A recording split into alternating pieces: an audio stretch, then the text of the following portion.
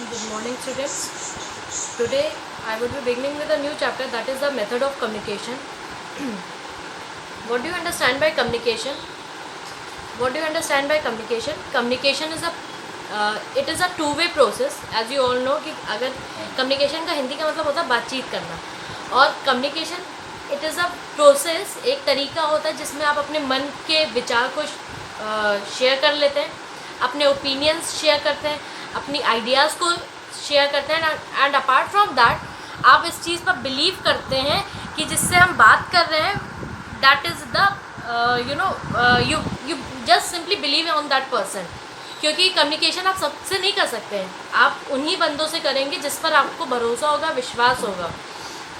And apart from that in this process एक continuous speaking requirement होती है. Apart from that आपको एक कंटिन्यूस लिसनिंग की एक्टिविटी इन्वॉल्व करनी पड़ती है, और साथ ही साथ आपको समझना पड़ता है कि जो सामने वाला बंदा बोल रहा है वो सही है कि गलत है. सो कम्युनिकेशन में बहुत सारी चीज़ें आ जाती है. एक तो कंटिन्यूस एक्टिविटी ऑफ लिसनिंग होगी, स्पीकिंग होगी, and apart from that understanding भी होती है. कितने मेथड्स ऑफ कम्युनिकेशन होते हैं? हमारे पास 3 मेथड्स ऑफ कम्युनिकेशन होते हैं. एक वर्बल, एक नॉन वर्बल, और एक होता है विजुअल. हम बात करने जा रहे हैं वर्बल कम्युनिकेशंस की. अगर हम वर्बल कम्युनिकेशन की बात करें तो वर्बल कम्युनिकेशन आप सभी को पता, ओरली. वर्बल मतलब ओरली एक तरीके से हमें क्या समझ में आता है अगर हम वर्बल की बात करें, मतलब कोई चीज़ ओरल फॉर्म में हो.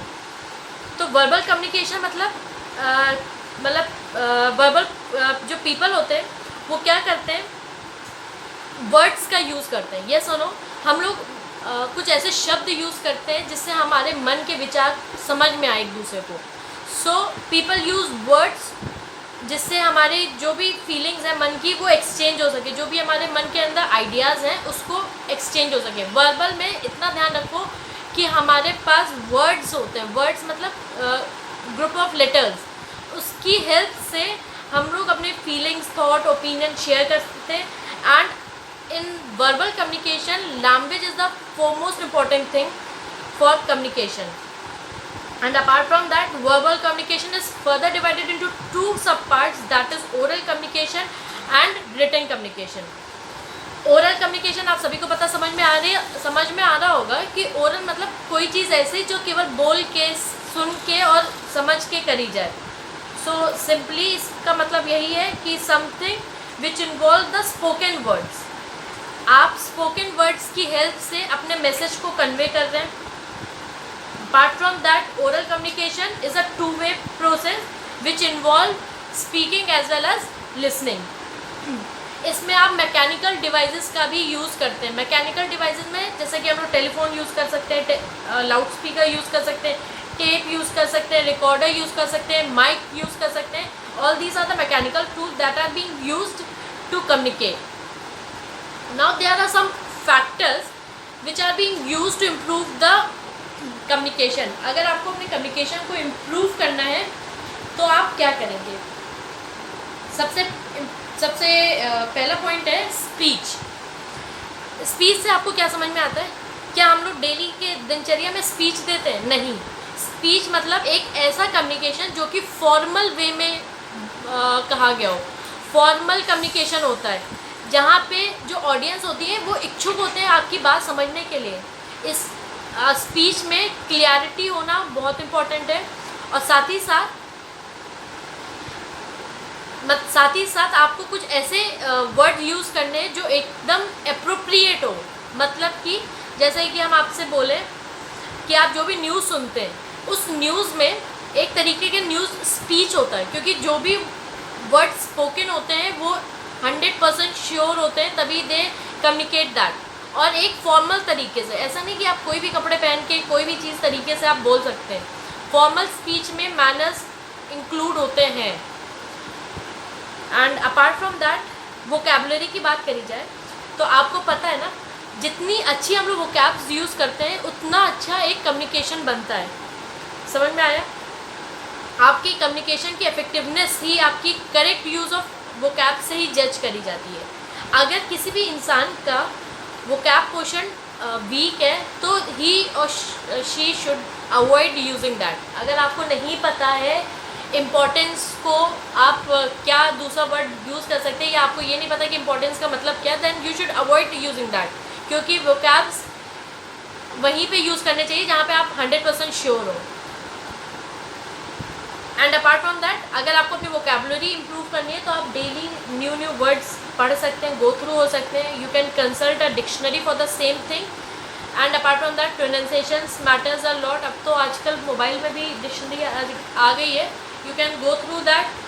You can also know how to you will get to know how to speak a word. Apart from that, next point is rhythm. Rhythm मतलब क्या होता है? Rhythm is the intonation. Intonation मतलब क्या होता है क्लास? Intonation मतलब आपकी आवाज़ कभी तेज़ हो जाती है अचानक से, कभी लो हो जाती है, तो वही इसमें कहा गया है। Rhythm is the intonation that is primarily a variation in the pitch level of the voice. Variation मतलब ऊपर ऊंच नीच। Variation in the pitch level, pitch मतलब loudness and softness of the voice which one speak. ये समझ में आ गया होगा रिदम का मतलब क्या है, कि आपकी पिच इंक्रीज हो रही है या डिक्रीज हो रही है, it is being done by the rhythm.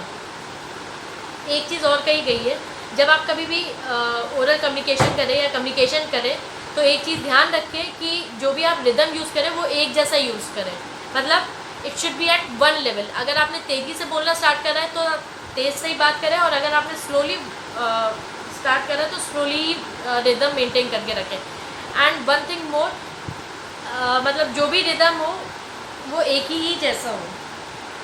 फिर अगर हम बात करें टोन की, तो टोन मतलब the tone of the speaker helps to create an impact on the listener. Tone किसकी बात करी जा रही है? स्पीकर की, मतलब जो बोल रहा है। अगर उसकी टोन की क्लास, अगर आपको पता है आपके बहुत सारे सब्जेक्ट टीचर्स होते हैं, पर हर सबकी पढ़ाने की टोन, तरीका, एवरीथिंग मैटर्स अ लॉट। तो जो भी आपकी टोन है उस पर मतलब वो एक मेंटेन होनी चाहिए, और उस टोन की बेसिस पर आप एक इम्पैक्ट कर सकते हैं लिसनर्स के ऊपर। कि अगर आपकी मतलब ना, जैसे आप सनसनी की अगर हम बात करी जाए तो सनसनी वाले जो बंदा था उसकी जो टोन है उसकी एक अलग सी टोन है। आप कहीं पे भी होंगे आपको समझ में आ जाएगा कि सनसनी चल रहा है।